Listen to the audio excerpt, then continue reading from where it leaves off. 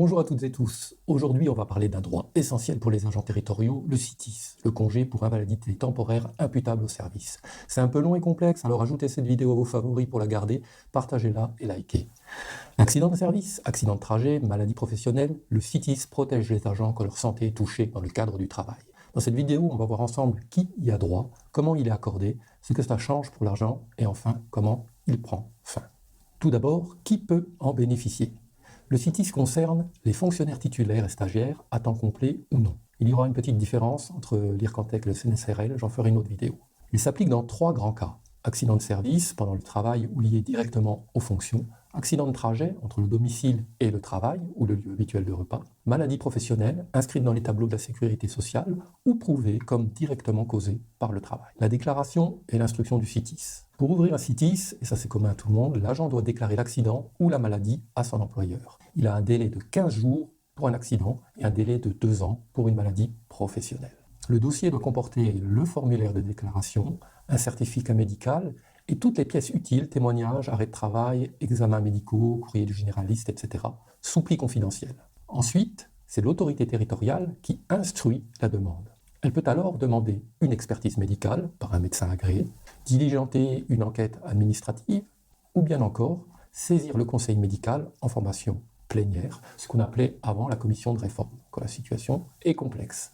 L'administration a des délais stricts, 1 mois pour un accident, 2 mois pour une maladie, plus 3 mois s'il y a expertise du conseil médical. Si l'administration n'a pas statué dans les délais, l'agent est alors placé en CITIS provisoire avec maintien du traitement et remboursement des soins le temps de la décision finale.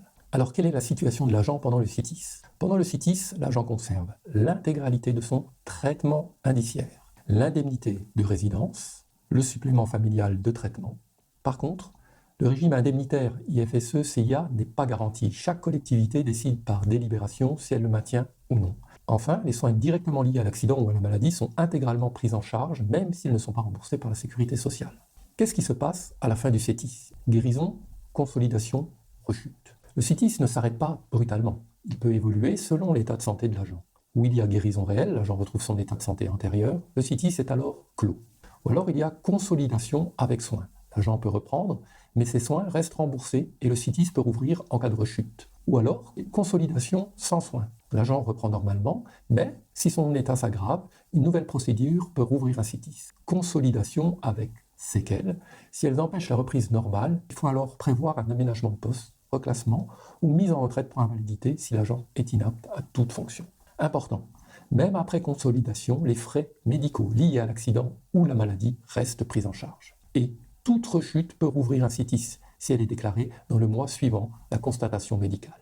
En résumé, le CITIS est une garantie forte pour les agents territoriaux. Il protège le revenu, couvre les soins et reconnaît la responsabilité de l'employeur en cas d'accident ou de maladie liée au service. Mais attention, les démarches sont complexes. Il faut savoir déclarer dans les délais, contester un refus d'imputabilité et bien préparer son dossier. C'est pour ça qu'il est essentiel de vous faire accompagner par un syndicat sérieux. Notre syndicat, le SIHRF-AFPT, dont le siège au conseil médical et peut défendre vos droits à chaque étape. Alors si cette vidéo vous a été utile, likez, abonnez-vous pour ne pas louper les prochaines vidéos sur vos droits, partagez-la avec vos collègues et ajoutez-la à vos favoris pour garder l'info sous la main. Ensemble, faisons respecter les droits des agents territoriaux. Ciao ciao, à bientôt.